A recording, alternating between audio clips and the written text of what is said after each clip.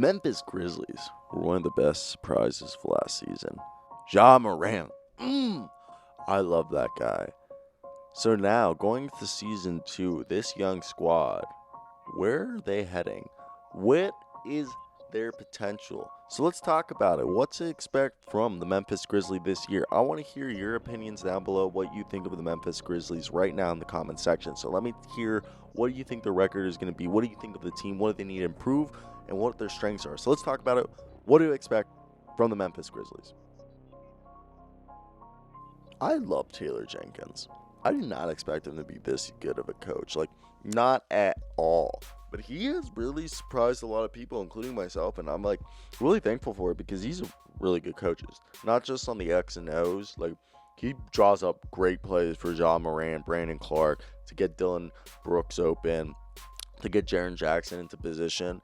Just one of the most masterful play designers in the league, I feel like. And I'm really surprised how under the radar. Can I hear in the comments if anyone knew that he was just going to be this good of a signing? The other thing is that, like, I really like Taylor Jenkins' role as a manager of personalities, director of good morale. He's really good at keeping this team together, making a sense of unity. And even though they're really young and don't have much of a veteran presence. Yeah, I know they have a few older players, but besides Jonas Valanciunas, there's not much. And he does a phenomenal job keeping this team together and like having camaraderie. And I think that's like one of the best skills for a coach to have, because even this team's young, they don't play young. They play savvy, and it's really, really apparent. This is gonna be a really good team with him under the helm. I think they're gonna be a 5th seed. I think a 5th seed is very, very reasonable for them to achieve. Ja Morant, oh my God, he was great. I literally would not be surprised if Ja Morant comes out and averages a double-double next year. I really like to get his steals up because I believe he could be a really good defender too, like a really good pickpocketer, kind of like how Steph Curry is. And that's just what I would like to see him. But I love the Ja Morant and Jaren Jackson Jr. combination. Those guys are so nice. I also would love to see Jaren Jackson Jr. at least get 7 to 8 rebounds a game for being a power forward. But I don't know if I'm asking for too much right there. I know Jonas Valanciunas gets 11 boards, but I would like to have another guy close to 10 boards a game, which would be Jaren Jackson Jr. So I really hope Taylor Jenkins can get him to like really be a good rebounder and really commit to getting the boards and stuff like that. So with that being said, I think for one of the best things that Ja Morant will be able to do is because he's such a great driver and they do such a great job getting shooting around him. That's why I think his assists will definitely go up. I think this team will become even more lethal, especially if Ja Morant can become a consistent 3-point shooter, is that with Dillon Brooks and Brandon Clark and Jaren Jackson Jr. and the draft picks they drafted, this team is going to have so much 3-point shooting. It's crazy. I really like Dillon Brooks. Also, I did not know he played a lot of time this year at small forward, which I think is awesome. I love him at a small forward position, even though, I guess he's not undersized anymore as we go into more positionless basketball. But I'm a really big fan of Dillon Brooks. I think he's a guy who can be one of the best NBA shooters if he keeps putting work in. I know he shot 35%, but there's some games where he just shoots the ball so well. Big fan of that guy.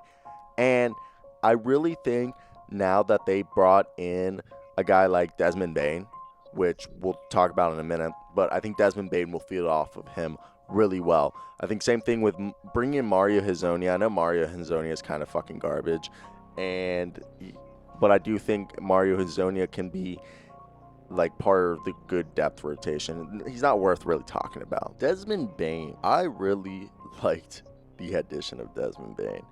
I think you can learn behind Dillon Brooks.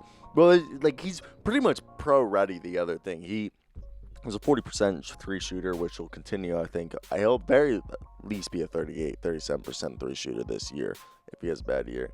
But I like how he fits into this lineup. So Grayson Allen hasn't been the most inspiring, but he has his moments. And they got rid of Josh Jackson. And I really think there is a role right there in the second unit for this guy, Desmond Bane, to start getting minutes immediately. I really think this guy has the potential to be the type of player who just comes in, gives you like 10 points pretty much just in threes. I know you can't get 10 points in threes, but like you get the gist of it. You see him average 10 points because he'll probably average like between 9 and like 12 points a game. But aligned with the other rookie they got, these are two guys who I think could be like immediate contributors to the backup unit as role players. Kelly and Tilly, another guy who can instantly come in and be like a great role player off the bench. I think he can come in and play the backup power role, play the backup role for Jaren Jackson Jr. I know he's not going to be the best rebounder, but he's going to space the floor. He's going to be scoring. I can see him being like a 14-point scorer or immediately maybe giving you the 5 boards a game. I really like him. He's just a smart basketball player, and I really see that this team is all about like pace and space.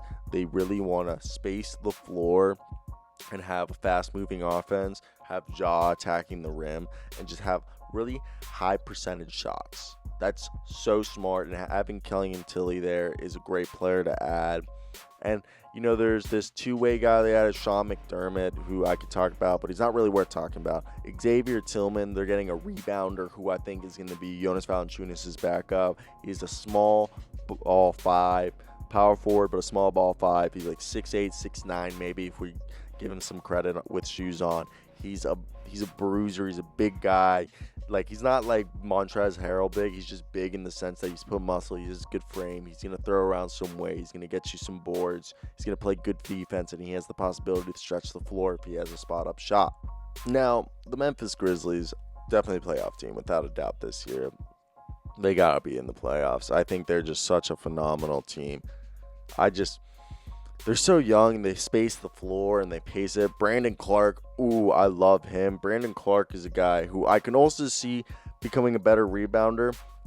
Jaren Jackson Jr., if he can become a better rebounder, so they can just become a better rebounding team as a whole, will take them to a whole nother level. But I see as the growth of Ja Morant happening.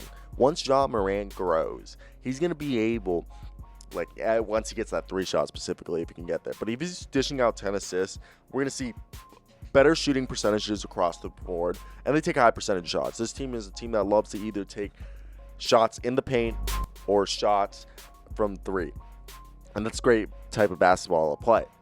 And I think Taylor Jenkins is one of the best coaches in the up-and-coming coaches in the league. He's going to be one of the best coaches in a few years. He's in the top 15 already. With that coming together, Jonas Valanciunas being kind of like the leader in the brick and mortar of this team that kind of keeps, I feel like he's kind of like the guy who keeps it together because of his like physicality and bruising style. So he kind of, I know they're not the green grind Memphis Grizzlies. I like lost my thought right there. But they're like the modern version grit and grind in the sense that, look, they're going to pace and space, shoot, but they're physical. They're young. They're quick. They're lengthy. And they like to play an imposing, rough style of play. And it's all led with Ja Morant's just running north and south to the rim, and his just tenacity to attack and score and like just lead the team with just sheer will.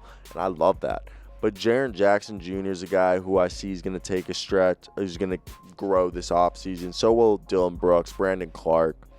I wonder if Grayson Allen could become a consistent 3-point shooter so we can see him. But let me hear your opinions. I think they're definitely a playoff team, maybe the 5th seed at most.